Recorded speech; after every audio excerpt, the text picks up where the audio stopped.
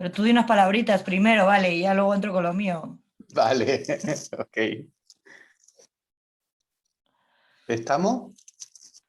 No sé si Sí, estamos todas. se supone que sí. Bueno, ¿te presentas y luego me presento? ¿O cómo lo hacemos? Bueno, no sé. Preséntate tú, por favor. Venga, vale, rompo el hielo. Bueno, soy Francisco Jurado, o sea, es una notísima en redes y estoy aquí con Rocío, pues porque hace unos meses, un poco para que coincidiese con el aniversario, el 10º aniversario del 15M, pues escribí un librito, un relato de lo que fue mi experiencia, pues meses antes de la manifestación del 15 de mayo. Y luego desde ahí, pues también un poco a lo largo de mi experiencia en todos los fregados que me he ido metiendo, que iban desde Democracia Real Ya, múltiples sectores del 15M, luego acompañé un poco a lo que se llamó eso del asalto institucional, pues estuve en Podemos, luego en Más País, he pasado un poco por todos lados y he aprovechado esos 10 años de experiencia pues para escribir lo que han sido mis vivencias dentro y para aprovechar y hacer un poquito de análisis y reflexión sobre lo que creo que ha sido esta apertura y cierre de ciclo. Y bueno, pues ponerlo junto a anécdotas personales, a reflexiones y a un poco pues un senderito de hacia dónde se debería ir para aprovechar todo el legado y todos los aprendizajes que hicimos en este año y que no queden en nada, ¿no? Sino que tengan una continuación. Y bueno, pues te toca. Qué guay, qué guay. Nada, yo soy Rocío, Francisco, supongo que con motivo del aniversario, pero también con motivo de la colección de Lengua de Trapo, episodios nacionales, pues me toca escribir esta memoria, que más que un análisis es un intento de recoger, digamos, la primera parte de lo que se viene llamando 15M, justo intento acotarlo hasta antes del asalto institucional, como lo queramos llamar. Entonces es la historia menos contada de esos primeros años, las pequeñas historias de las plazas y el devenir de la gente, pues que no suele tener espacio o que no suele tener la posibilidad de contar cómo han sido las cosas, ¿no? Entonces, bueno, si quieres, ¿estás ahí, Fran? Me parece que se ha quedado un poco pilladito.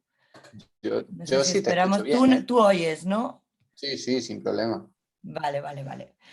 Bueno, sin mucha más presentación, lo que vamos a hacer es contaremos un poco cada uno su libro, ¿no? Y luego pues se abren preguntas o conversamos o lo que apetezca, ¿no? Bueno, como he dicho, este libro de Hotel Madrid, que es este de aquí, está dentro de la colección de episodios nacionales de Lengua de Trapo.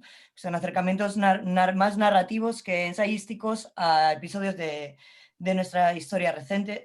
A mí me toca abordar el 15M, un tema que había vivido muy de cerca en Madrid y sobre el que ya había escrito un relato previo precisamente sobre la experiencia en el Hotel Madrid. El Hotel Madrid es un edificio bastante grande, estaba abandonado y se ocupa en Madrid unos meses después de la acampada y entonces se da en el contexto de la manifestación global del 15 de octubre contra la deuda, porque recordemos que el 15M fue un movimiento muy transversal, muy internacional, ¿no? Que tuvo sus réplicas en muchos sitios y ese fue uno de los hitos de coordinación entre gente como en muchos lugares, ¿no? Muy alejados. Entonces, esa historia del hotel dentro del libro funciona como una metáfora sobre la posibilidad de la utopía, porque tanto en la acampada, en lo que sería la propia plaza, como en el hotel, se da una especie de intento como de Arcadia social en la que en principio nadie se debía quedar fuera, ¿no? Entonces, más allá de la lectura que podamos hacer del 15M en términos políticos, esta utopía de inclusividad radical y de democracia radical es un poco lo que vivimos en las plazas y lo que se alargó, al menos durante algunos años, como una posibilidad abierta, ¿no? Como una ventana abierta de posibilidad. Entonces, en esta Arcadia en la que cabe todo el mundo, surge, pues hay personajes de todo tipo, hay gente que viene de, por supuesto, todas partes. En el libro se cuenta pues que había hasta alguno de UPyD que se pasaba por ahí, algún falangista antiguo que se pasaba por ahí, pero hay mucha gente que básicamente es gente que vive en la calle, y que por las noches aparece en la plaza porque es su, pues es el lugar, ¿no? Donde siempre están. Lo que pasa es que ahora pues ese lugar está ocupado por nosotras. Entonces, a partir de unos personajes de ciencia ficción que me contó una amiga, que creo que es amiga tuya, además, que se llama Lidia Posada, que a ella le gustaba mucho, surge esta cosa del Walker o lo Walker, ¿no? Estos personajes de ciencia de esta serie de ciencia ficción que se llama Firefly, son en realidad los Rivers, o Rivers, ya no me acuerdo, ¿no? Y que son estos personajes que viven más allá del confín del universo, o bien que han llegado hasta el confín del universo y han vuelto, pero cuando han vuelto lo han hecho completamente ya arrasados, ¿no? Y es gente como caníbal, que se dedica, que tiene una violencia desaforada y que es como un poco ese antagonista, entiendo, ¿no? Que opera como villano y que por donde pasa, pues todo la arrasa, ¿no? Entonces, esta idea de lo Walker también es una metáfora que habla pues de nuestra propia condición precaria o nuestra propia condición arrasada de estar en el mundo, ¿no? Por supuesto es un término que integra una gran tensión, que es una tensión de clase, ¿no? No es lo mismo el walker del precariado que el walker que vive en la calle, que el walker de la diversidad funcional, que tiene algún tema, pues ponte un historial psiquiátrico, historias así, ¿no? Pero bueno, es un término que está muy relacionado con esto del 15M, que serían los de abajo. Los de abajo, el 99%, ¿no? Y que por supuesto pues está relacionado con esa posibilidad utópica quincemera según la cual nosotras los parias y con unos métodos de radicales, ponte de democracia directa, pues podemos cambiar el mundo. Ese es un método que parece inocente, pero que luego de repente se descubre como que alberga una gran potencia, ¿no? Entonces, en el libro, al ser una novela, al ser una novela que intenta transmitir una memoria y además una memoria colectiva, que es bien difícil, y no tanto pues realizar un análisis que también tiene sus partes, ¿no? Más ensayísticas y demás, pues digamos que, bueno, es difícil como de explicar, pero básicamente se intenta contar cómo nuestras herramientas políticas tienen una correlación en lo personal, en lo afectivo, en las pequeñas historias y demás, y que son muy importantes después para los procesos políticos y que van a determinar, por ejemplo, el sentido de una asamblea, ¿no? El hecho de la historia de vida de sus miembros, el lugar de donde vienen, cómo piensan, cómo hablan, cómo se relacionan entre ellos, cómo viven al otro, la posibilidad de entenderse con el otro y de tomar decisiones con el otro, que al final, en principio era lo que se intentaba, pero por otro lado, pues tampoco, al final se daba tanta importancia que las decisiones estuvieran aquí y ahora. Por supuesto, no todo el mundo pensaba igual, ¿no? O sea, sabemos que en el momento en el que surge el asalto institucional, por llamarlo así, ¿no? Hay mucha gente que no lo ve claro, ¿no? Y eso es algo que nadie se puede otorgar como, ¿cómo decirlo? Yo qué sé, la creación o la autoría, o no es más 15M una vía que la otra, porque ambas estaban ya desde el principio operando en los procesos, en las asambleas y demás. Entonces, el libro, como digo, tiene parte de ensayo, tiene una parte muy importante de crónica, que es la que sirve para contar pues esta, digamos, la historia colectiva, ¿no? Porque para mí fue, digamos, una de las cosas más problemáticas a la hora de escribirlo, pensar cómo vamos a contar una historia colectiva que siempre quiso ser, digamos, con una multiplicidad de voces, ¿no? Para hablarse a sí misma desde una sola persona, ¿no? Que hace pues una mirada finalmente personal. Bueno, entonces es la crónica la que intenta de alguna manera abordar esto desde lo que sería la no ficción, ¿no? Simplemente un registro de anécdotas, personajes, pues que no suelen salir en los libros de historia y que me parecía importante pues poner sobre la mesa. Y luego está la parte de la ficción, que es la que en verdad quiere hablar de la parte personal, ¿no? Luego el libro se divide en varias partes, ¿no? En la primera sería de forma muy fuerte el tema del hotel y el tema de la acampada, que fueron los primeros meses como de explosión, ¿no? Y luego hay una parte en la que ya cuando las acampadas se levantan, el hotel es desalojado y demás, pues empiezan a surgir grupos que ya tienen más su autonomía, tienen más que ver con la afinidad, tienen más que ver, pues eso, con la clase, con los intereses, con, pues sí, las afinidades políticas, ¿no? Entonces, esta parte ya más personal, pues cuenta la historia, pues donde yo caí, ¿no? En un barrio concreto, en un colectivo concreto, que sigue pensando que es posible esta revolución que parece que está en marcha, pues sigue adelante, ¿no? Es posible que siga adelante. Esa es la parte más autobiográfica del libro y sin embargo pues está completamente ficcionada y yo me sirvo de ella para pues contar el resto de la historia, ¿no? Que en verdad sería la historia de todos.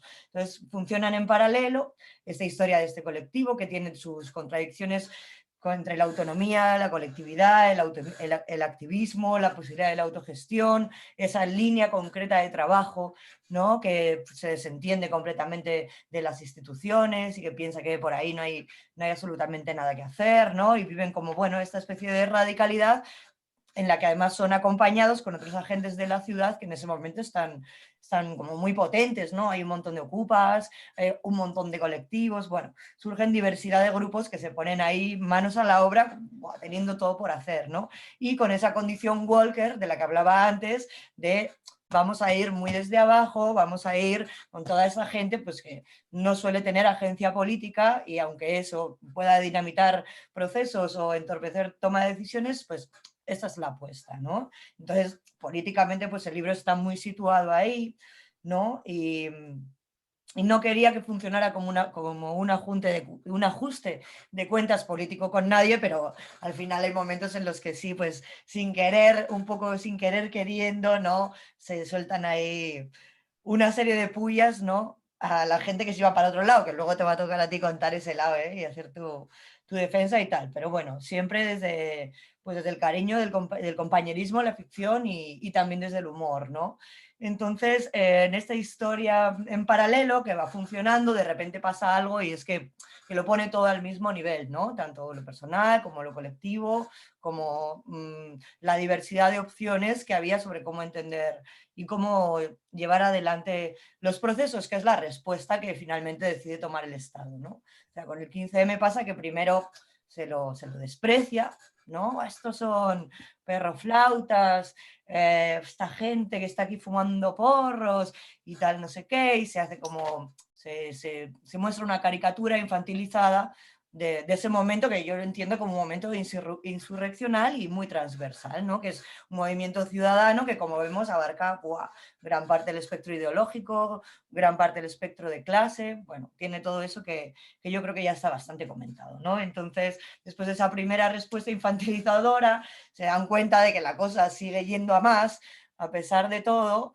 y entonces ya empezamos con el tema de la represión, ¿no? La represión a distintos niveles, que para mí era una cosa pues yo creo que la única hipótesis fuerte que yo quería que defendiera el libro, ¿no? No sé si al final se ha conseguido, pues al final es una novela, ¿no? Pero sí que llega un momento en el libro en el que eso toma una importancia muy radical, ¿no? Y es cuando a partir sobre todo de 2012, 2013 y 2014, ¿no? La respuesta de la policía es totalmente desaforada, pues a través de multas, a través de detenciones, a través de, pues eso, todo el tema de la violencia policial, los abusos, etcétera, ¿no? Entonces llega un momento en el que este movimiento, ¿no? Pues si quieres llamarlo ingenuo o si quieres llamarlo tan convencido de su propio pacifismo, ¿no? Dice, no, o sea, nosotros tenemos tanta razón que no necesitamos usar la fuerza, porque es que esto está súper claro, todo el mundo lo ve tan claro que esto podemos llevarlo adelante solamente con la fuerza de los argumentos, ¿no? Y usamos el pacifismo y la no violencia como una manera de protesta y como una manera de transformación política que se está demostrando además muy efectiva. ¿Qué pasa cuando un movimiento que está convencido de su no violencia radical empieza a recibir violencia estatal, ¿no? A veces amparada por las leyes, otras veces no amparada por las leyes, pero finalmente eso es lo que lo va minando poco a poco, que luego está la historia de ese relato de no, pues es que esto era una cosa muy flojilla y entonces se fue desinflando y la gente se fue desencantando. Yo estoy completamente en contra de esa visión. Aquí lo que pasó es que la gente fueron cayendo como, yo qué sé, como los peones en el ajedrez, ¿no? Pues gente que ya tenía miedo de ir a las manis, o gente que ya tenía miedo de que le multaran, o gente que estuvo multada, o gente que todavía está pendiente de juicio, ¿no? Entonces la hipótesis, si hay alguna, sería un poco esta, y es que efectivamente el Estado termina respondiendo con una gran violencia ante un movimiento ciudadano pacífico. Y ahí es cuando los personajes y estos walkers, que ya venían bastante tocados, de alguna manera colapsan porque algunos empiezan a decir, entonces hay que tomar las armas y entonces es el momento de lanzarnos con todo y se dan de verdad dentro de las asambleas.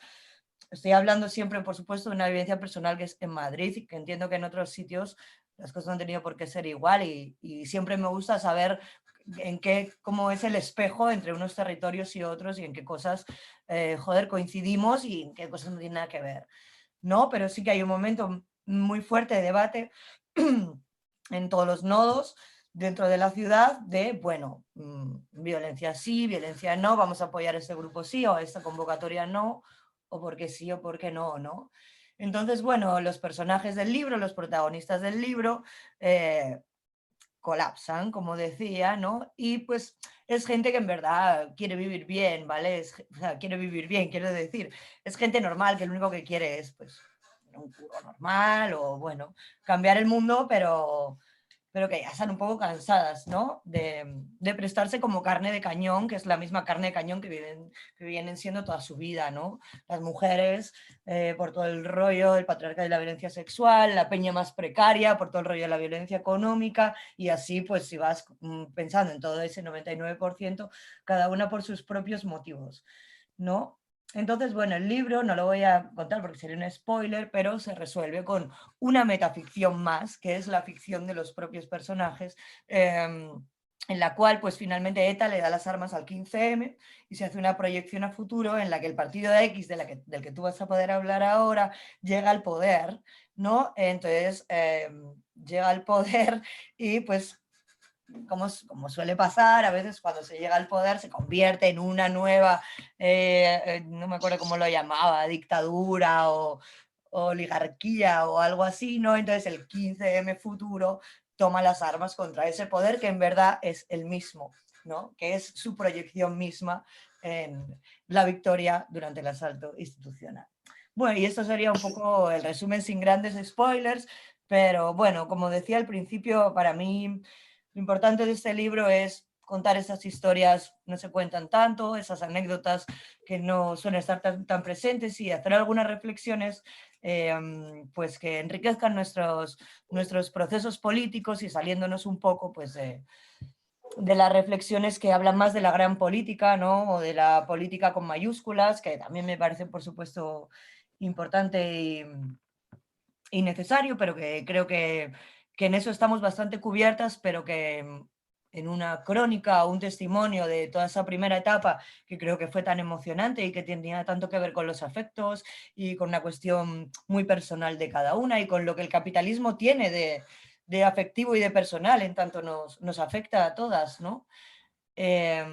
Bueno, pues que siempre me gusta conocer y mirar los procesos políticos también desde ese lugar, ¿no? Porque creo que es un lugar que tiene que ver desde el feminismo, que tiene que ver también con la clase, ¿no? Que suelen ser las historias de la gente que no tiene la posibilidad de contarlas. Entonces, poco más. Doy la palabra a Francisco, que, bueno, pues que me encantaría saber cómo lo has vivido tú, ¿no? Desde ese otro lado, porque yo siento que estamos cada uno en una de las derivas que tomó ese momento explosivo, ¿no? Y que, joder, por tantas cosas que a veces nos exceden, por lo menos aquí en Madrid, ¿no? Con compañeras y tal, ha habido mucha fricción, ¿no? Y, y luego con otras compañeras no tanta. Y como que pienso que viniendo del mismo lugar, igual mola pensar cómo podemos, no tanto volver a ese lugar, no tanto ese rollo de la nostalgia y demás, sino como volver a generar ese tipo de acontecimientos, ¿no? Nuevos, o algo así. Pues sí, yo la verdad me tenía preparada aquí unas notas, pero voy a pasar de ellas completamente No, porque lo que mola más es enganchar un poco con las ideas que tú has soltado y que son transversales y están presentes también en mi libro y en mi vivencia. Y creo que hay una fundamental, que es la tensión permanente. Hay dos fundamentales. Una es la tensión permanente entre potencia y límite, que por lo que has contado está muy presente en tu libro y el mío bebe completamente de eso. Y luego la otra es las dos dimensiones a las que nos venimos refiriendo, que una sería la institucional, mediada siempre por los partidos, y otra la extrainstitucional o la de sociedad civil. Eh, Sabiendo que esas dos dimensiones, institucional o extrainstitucional, siempre componen lo que llamamos político, porque creo que uno de los triunfos del 15M fue redimensionar lo político y que se sacase un poco del ámbito solo de los partidos. De hecho, cuando al principio nos decían que éramos un movimiento apolítico, teníamos que insistir mucho en que éramos puramente políticos, simplemente éramos apartidistas, que es otra cosa diferente, ¿no? Digamos que agrandamos esa dimensión de lo político, la resituamos y de hecho ocupamos una centralidad en todo el universo político de este país e internacional también, que eso fue un mérito tremendo. Y todo, pues bueno, empieza un poco, y lo cuento yo en mi experiencia en el libro, como un experimento de un grupo que nace en Facebook, con un montón de personas que vienen, que no se conocen y que confluyen allí, con un manifiesto en el que todos vemos más o menos representado una serie de anhelos y de objetivos, unos objetivos que también se acompañan en ese manifiesto, que sin ser muy exigente y ambicioso, pues sí que en el momento ese de 2011, final de 2010, supondrían pues un avance social y de derechos y economía y de empleo y de participación y de transparencia y tal, y una estrategia dentro del contexto de desafección hacia los partidos y hacia lo institucional, que vale, si a través de la representación, a través de los partidos no estamos consiguiendo nada, llevamos 2 años de crisis y esto va cada vez peor, pues habrá que hacer algo desde el otro lado, ¿no? desde fuera de la institución. La estrategia es tan simple como generar un lenguaje diferenciado del que se viene utilizando en las tribunas de los parlamentos, en el Congreso, para intentar aunar o buscar un mínimo común múltiplo de la gran mayoría de la sociedad, ¿no? Por eso se hacía mucha referencia a, bueno, tú serás más progresista, más conservador, más de aquí, más de allí, te pueden gustar los toros o no, o la Semana Santa, o ser republicano, pero estamos convencidos de que en esto coincidimos.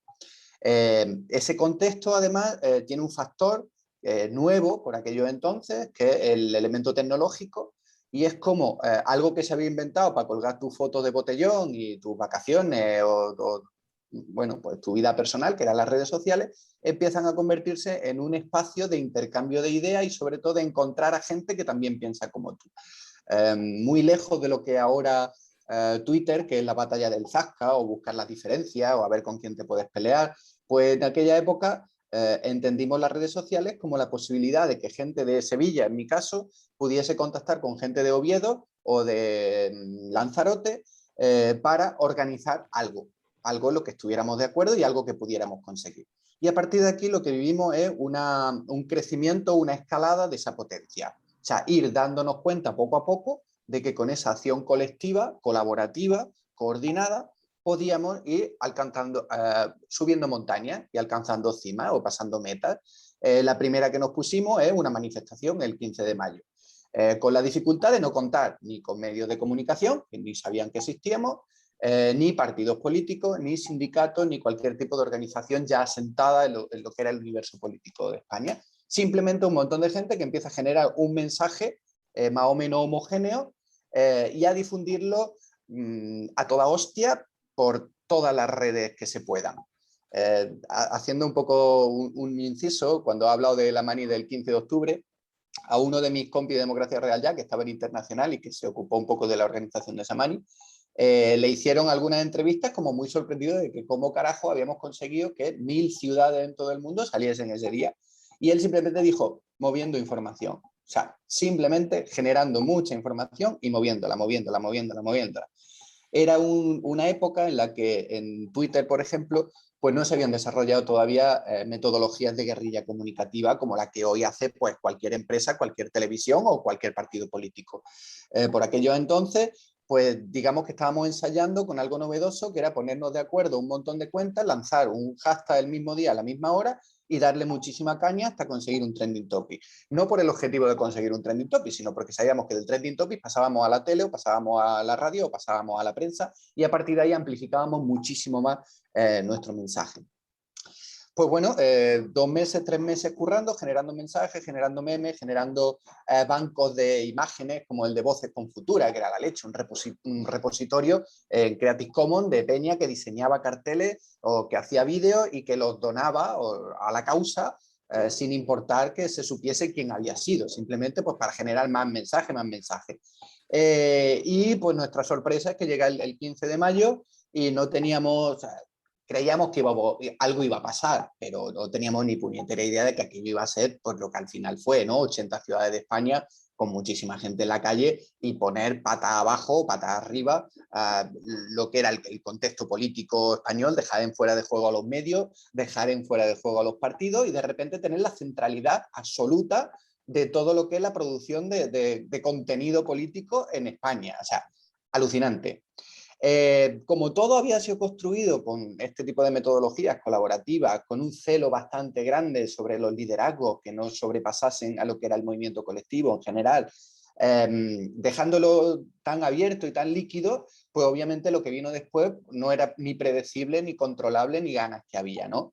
Aquello se convierte en acampada, muta, adquiere una nueva dimensión, pero se mantienen ciertas metodologías, cierta inercia con ese mensaje, digamos que no se desecha lo que había funcionado hasta ahora, sino que se potencia, pero en otra dimensión más, que son las plazas y las calles. O sea, saltamos de lo digital, que es donde vivíamos en Democracia Real ya antes de la manifestación, a lo analógico, a la plaza, a tocarnos, a las calles, a las asambleas como en Sevilla de un montón de peña en las setas cantando pena, penita, pena, a cosas pues muy potentes que ese mensaje pues lo amplifican más todavía y generan ya no es un mensaje político aséptico, sino emociones, catarsis, algo mucho más potente, ¿no? A partir de ahí sigue todavía aún más la escalada de hasta dónde somos capaces, porque después del 15M pues decimos, venga, pues manifestación global y nos lanzamos a ello. Surgen otros grupos que empiezan a decir, oye, si hemos podido hacer esto, pues igual podemos meter a rato en la cárcel. Y nos juntamos una serie de flipados que hacemos un crowdfunding, recogemos 20.000 pavos en un día haciendo que se caiga la plataforma de goteo porque la gente quería donar más incluso, y le metemos una querella a los 33 miembros del Consejo de Administración de Bankia, pues porque la salida a bolsa de Bankia fue una estafa. Y nos lo creemos y de repente pues nos admiten a trámite la querella, tiramos para adelante y coño, un rato en la cárcel. Por otro lado, también con otro grupo de flipados, algunos compartidos, pues nos damos cuenta de que el tema del Euribor es una estafa, de que se han inventado los números del índice que afecta a 18 millones de contratos en España. Hacemos una investigación, empezamos a dar caña en redes,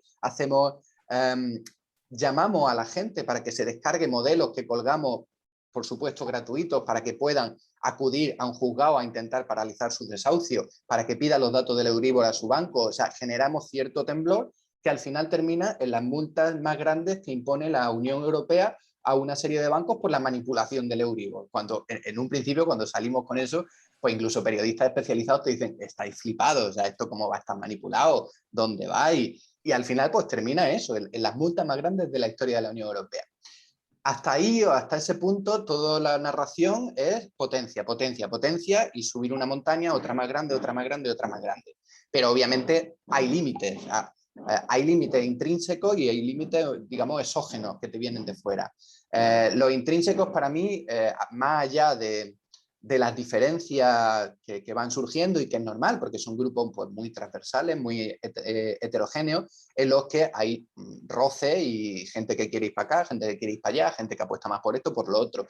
Pero creo que el factor diferencial ahí es el materialista puro y duro, y es que nadie te paga un sueldo por cambiar el mundo.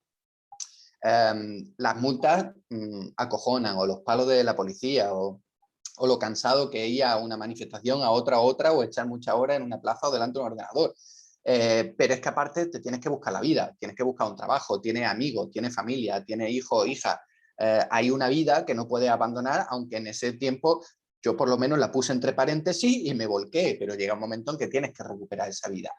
Y ahí, cuando se plantea el salto a lo institucional, hay una doble razón que yo, teniendo todas las reservas del mundo, porque sabía que el sistema de partido es una trampa, sigue siendo una trampa y para mí es una trampa, pero es verdad que por un lado es muy difícil sostener una actividad tan ambiciosa como cambiar un país sin ningún tipo de entrada o de recursos, y por otro lado hay un embudo que te lleva a que por mucho que lo intentes siempre va a haber un límite, y está en el BOE, en el Boletín Oficial del Estado, y en la capacidad para diseñar y aprobar políticas públicas y leyes. Entonces, bueno, pues entre que no tenemos recursos y que hay una construcción institucional que ampara o facilita la actividad de los partidos políticos a través de subvenciones y otros ingresos, y que a través de los partidos políticos también puede llegar al BOE, pues digamos que de alguna manera, ante una... viendo cómo se deshinchaba un poco todo ese magma extra institucional, pues decidimos tirar para adelante. Y eso se hace en un principio intentando no abandonar muchos de los principios que teníamos en el 15M, ¿no? Como cautela, o sea, vas como vacunado. Venga, vamos a intentar que sean partidos participativos. Sobre todo se vio más en el movimiento municipalista porque no había un partido grande que controlase, ¿no? Y ve a gente dialogando de diferentes posturas, vamos a intentar hacerlo todo participativo, las decisiones, la asamblea, el no sé qué, no sé cuánto. Pero claro, los partidos no están hechos para eso, el sistema de partidos no está hecho para eso, y poco a poco la inercia que se arrastraban desde antes, o todo el know-how de cómo funcionaba el sistema de partidos, se va imponiendo.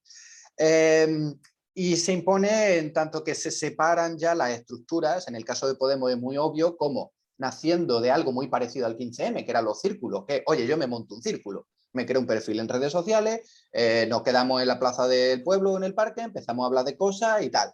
No hay en realidad una jerarquía directa del grupo fundacional sobre esos círculos. Los círculos crecen, están vivos, se relacionan entre sí, se reconocen a través de redes sociales y se genera una especie de identidad, pues de alguna forma muy líquida, muy transversal, como la que sucedía pues, con los nodos de DRI o con la asamblea de barrio y pueblo y tal.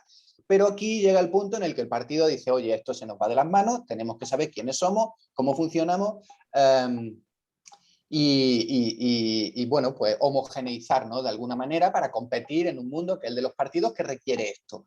Y ahí pues superponen una estructura a otra que había líquida y ya se crean los consejos ciudadanos, los secretarios generales, todo muy nuevo, ¿no? Algo que no habíamos visto nunca, secretarios generales, qué novedad más gorda. Bueno, pues lo que hacen es vaciar todo lo que había de sustrato vivo, mutante, líquido, y pues el giro hacia la restauración partidista pues ya empieza a producirse con el paso del tiempo, y además muy abonado por las luchas internas dentro de los partidos. Para ganar esa lucha de cara a la militancia se empieza a generar o a formar otra vez posiciones clásicas, pues tú eres más de izquierda, tú eres menos de izquierda, tú eres reformista, tú eres no sé qué, tú eres no sé cuánto, y la propia reordenación del sistema parlamentario, donde surgen otros nuevos partidos, pues hace que lo que era un caos bonito, que a mí me gustaba, se fuese reordenando otra vez en el eje de siempre, ¿no? Tenemos la izquierda, la izquierda, la izquierda del PSOE, la derecha, la derecha, la derecha de la derecha ahora, y ya todo está muy claro, los bloques o los votantes, los segmentos ya están otra vez definidos, y volvemos a jugar en el mismo juego de, bueno, pues a ver si a las siguientes elecciones tenemos 176 diputados y podemos gobernar sabiendo que luego van a gobernar al otro, y sabiendo que al final la potencia de transformación que hay ya está mediatizada de nuevo por los partidos, y ese protagonismo que teníamos desde sociedad civil, tanto en la producción del mensaje como en la presión a los partidos, pues desaparece y se neutraliza. Y pues bueno, pues tristemente estamos en ese punto.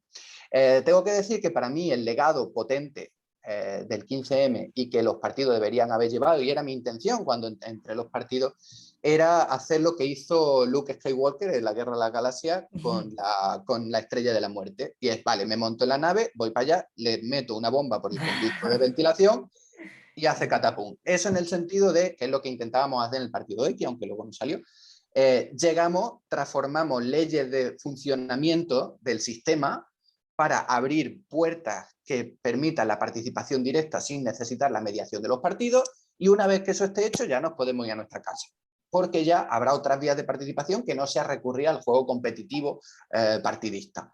Pero cuando se llega adentro, los partidos que eso lo llevaban en el programa, y lo sé porque lo hice, esa parte del programa, se olvidan de esa parte del programa y ya nos centramos pues en lo mismo de siempre, ¿no? Las discusiones de siempre, y nos olvidamos de esa reforma, esa regeneración democrática que era, pues joder, un eslogan, ¿no? En Ciudadanos, en Podemos, no, regeneración democrática. Al final se convierte en nada. La limitación de mandato empieza a desaparecer, las limitaciones de sueldo empiezan a desaparecer, los mecanismos participativos dentro de los partidos empiezan a desaparecer, y la restauración pues se hace carne, se hace real, y es donde estamos ahora. Entonces, bueno, pues la parte final del libro es un poco un alegato por recuperar ese espíritu participativo y de democracia directa, un poco para balancear el poder entre lo que es los partidos, la política institucional y la sociedad, ¿no? Para que haya cauces en los que se pesen y se contrapesen ambas dimensiones o se mezclen en una para que no haya una separación tan grande. Y pues nada, ese es mi rollo. Qué guay, qué guay. Me encanta lo de la restauración. Sí, sí, yo lo he Tal vivido cual, así. ¿no? Qué fuerte, qué fuerte. Y bueno, no sé cómo vamos de tiempo, porque entre que hemos empezado tarde, A si el, ver. si el jefe está por ahí, es que con el móvil no sé, no puedo acceder ni a chat ni nada. ¿Nos dicen algo? Tú, No dicen nada. Nuestro tigre. que son las 10:45, que se supone que se ha acabado el tiempo. Sí. Entonces, pues no sé, supongo que tenemos que despedir nosotros también. Ya. Bueno, ha estado genial escucharte. Y igualmente, un ratito Sí. chulo. Y Vaya además, tela, vaya cosas que han pasado. sí. Pero bueno, creo que es guay tanto la narración más de corte pues, literario, narrativo, Claro. muy localizada en un evento, un episodio nacional, ¿no? Como la colección, y que es súper combinable pues, con otros textos que van más de ensayo o análisis, pues aportan una visión. Yo creo que son bien complementarios, pero además por lo que tú cuentas, también, tú también, lo tuyo también es una crónica, ¿vale? Porque vas contando ahí un montón de procesos chulos desde dentro, ¿no? Yo me acuerdo perfectamente de lo de la campaña de Rato, la campaña de Euribor, ¿no? Y es muy bonito como ver, no sé, que nosotros estábamos en otro lugar, pero estábamos ahí apoyando esas campañas, yo qué sé, ocupándole pisos a Bankia, por ejemplo, ¿no? Claro, claro, claro. Entonces, esa transversalidad es como, pues, al final un trabajo en equipo, como lo quieras llamar, que estaba muy guay. La verdad es que sí. Bueno, pues nos da un toquecillo por ahí que tenemos que ir Perdón, cerrando. perdón. Eh, Muchas gracias, Rocío, un placer. Gracias a ti, Francisco. Y gracias a Ex Libris, y hasta la próxima. Muchos besos. Chao.